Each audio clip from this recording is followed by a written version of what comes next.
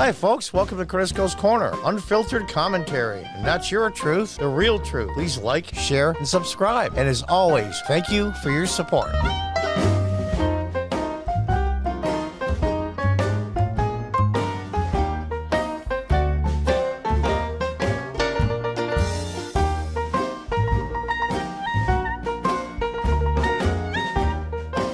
Welcome back. We're going to watch a couple of short videos from what the Biden administration's supposedly we'll call, quote unquote, I'm doing air quotes, you can't see me, policy on Afghans evacuated and evacuating from Afghanistan, period.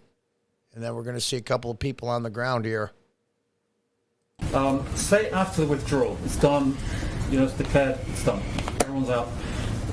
If one US citizen was suddenly discovered, saying, hey, I really want to get out and I'm stuck, who knows where, somewhere in Afghanistan or in Kabul, has got any problem, would this trigger a diplomatic, military, all hands on deck type thing to get that person out, whatever the date? Our commitment continues to be to U.S. citizens. If they want to leave, we will help get them out. No matter what the date? Again, we expect there could be some, but I'm not going to get into it further. Go ahead. The evacuations will stop before the actual 31st, so then there is time to get the troops and their machinery and weaponry out of there? That would be correct, yes, that there would need to be time to wind down the presence. Now, did you listen to that last exchange? We're going to take a few days towards the end of the month because they have to be out by the 31st of August. Supposedly. We're going to take a few days to get the military personnel out. Now, I know this is going to trigger some Biden voters, but what do you think what Trump would do? What do you think Trump would do? I had to put up there should be a new meme. WWTD. What would Trump do? And you're going to see this Afghan resident is not happy with Biden and what's happened here and why were many military people and equipment left before they got civilians out, Americans first, and then Afghani people that helped us for 20 years out next. Closing airports, all but one that we have under control. It's ridiculous. I have no idea what cluster blank planned that.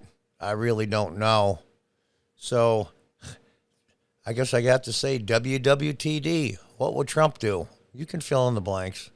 Their parents are inside and their children are outside. Where are the children? Right here. They're standing right here. Amid the chaos, we were shown two children apparently left behind when their parents were among the few to be admitted here. Mr. Biden, you did this, you planned this, you made the deal with the Taliban. This is the consequences of it. This is the repercussions of it. Mr. Biden, it's your ill calculation. You were against Trump, now we are against you. Go to hell, Biden! And there you have it. Go to hell, Biden. These people are pissed, and they have a right to be. We changed hearts and minds.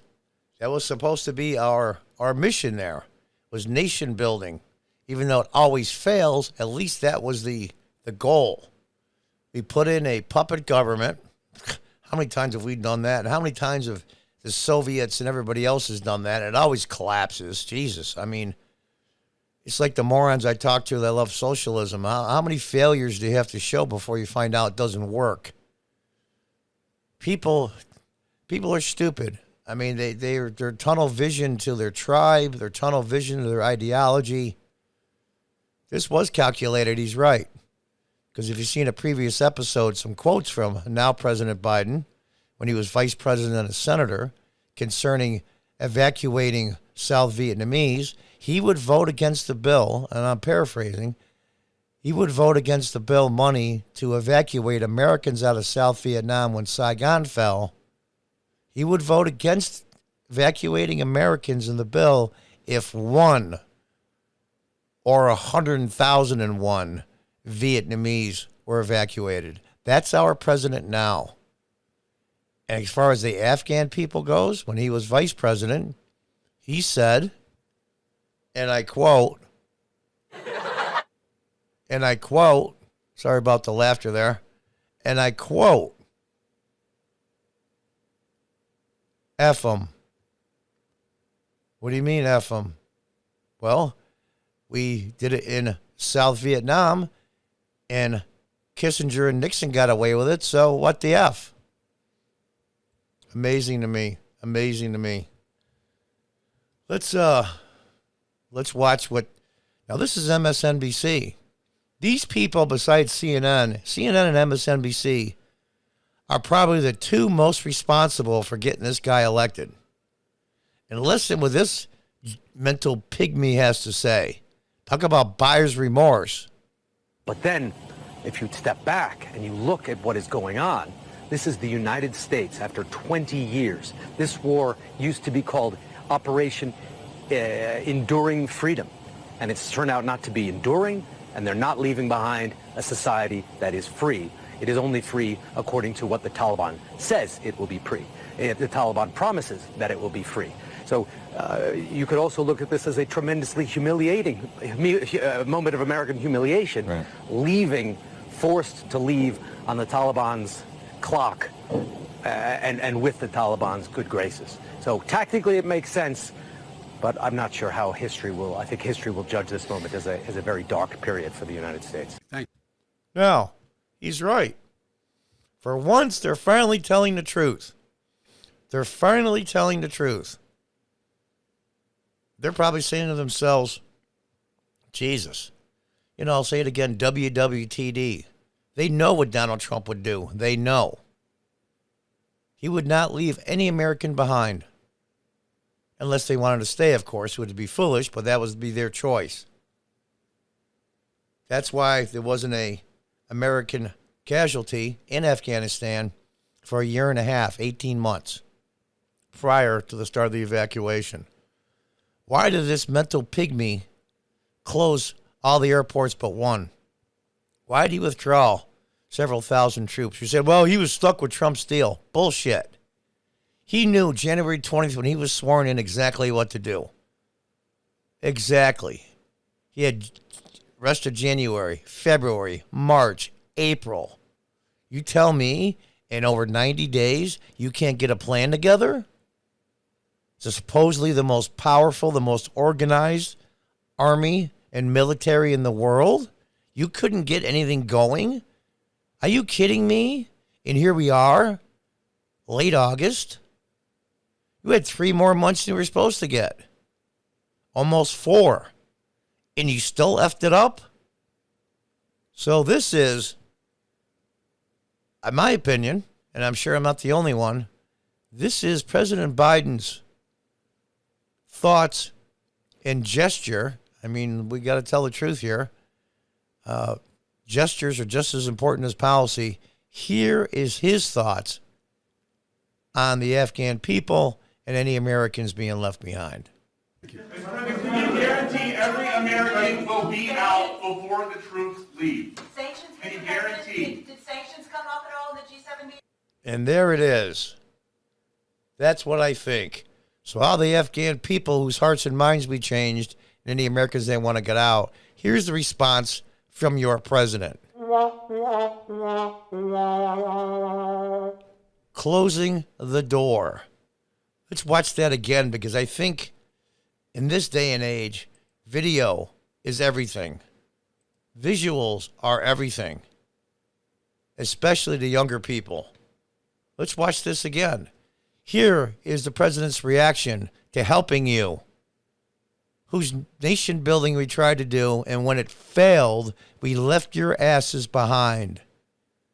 Americans will be out before the troops leave. Sanctions, can you guarantee? Did sanctions come up at all in the G7 meeting? And there it is. And there it is. That is Biden's response. Now, do I know that Jen Psaki here, is she just voicing what the president wants to say to the American people? She's between a rock and a hard place, I'll give her that. I didn't like her at all when she was the press secretary for the State Department under Obama. I mean, even some of the reporters, if you go back and look at YouTube videos, were going like, what? You said what? And this is long before this. This is long before Biden was elected. It was long before Biden was sworn in. She covered for these people, and she's covering for him. We had one of the biggest crises, at least military failures. And I'll be 65 this November. I recall Saigon falling. What a huge, huge hit to American prestige. What a huge public relations nightmare. S might be worse. Just by sheer number one. And number two is there's a lot more information getting out because of the internet, cell phones, people can send in videos. And they can't cover it anymore. We did the same thing in Vietnam. We've chained millions of hearts and minds and left them for dead. Same thing goes in Afghanistan.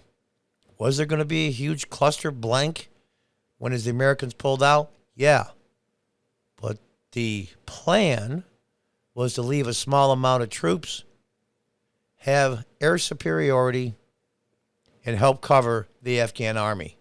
We pulled away air support on orders of the president. And if it wasn't the order from the president and it was done without his approval, he would have said so by now, believe me, to cover his ass. But he didn't. He made that decision. He gave that order. He is the commander-in-chief of the armed forces. Now, the Taliban's marching. Our intelligence services, again, screwed us over. Either they're incompetent or they hid it. Why they would hide it, I don't know. Maybe if they thought the thing got so bad that President Biden will put troops back in and we could escalate the conflict again. But the American people said no. That's who has the final say normally in the end. We're going to have to see. But he made it so the Afghan army were just cowards. They've been fighting the Taliban for years. I saw a number that said in the last year, the Afghan army lost more men than all the Americans did in Vietnam. Think about that for a minute. And then when your number one ally, the most powerful military in the world, pulls its air cover and the Taliban's coming, and you don't start evacuating your people in the Afghans that sided with you, shame on you. Shame on you. Would I give up this job if I were her? I don't know. It'd be a 50-50 call. It's a very strategic job. It's a very high-profile job. But it's a double-edged sword. You become very popular by name and sight and by reputation, and also all your F-ups and all the things you screwed up are also on the forefront. I don't know. I may sit down privately if I were her with the president and say, Mr. President, I can't continue to lie. You've got to give me something more. I can't do this anymore. I just can't lie. Or, which is more likely, she's a progressive leftist that's brainwashed into thinking all of this is okay. Either way, it's still wrong. Either way, it's still bad. Either way, it's ridiculous. My God. Maybe my command of the English language isn't as good as I would like it to be, because I'm trying to find the words for this. Besides outrage, nobody wants to hear hollering and screaming all the time. Maybe some of you guys can pick some ways to describe this situation and how it's gone from bad to worse. And I think on purpose. Anyway, that's it for today. Until next time, goodbye and good luck.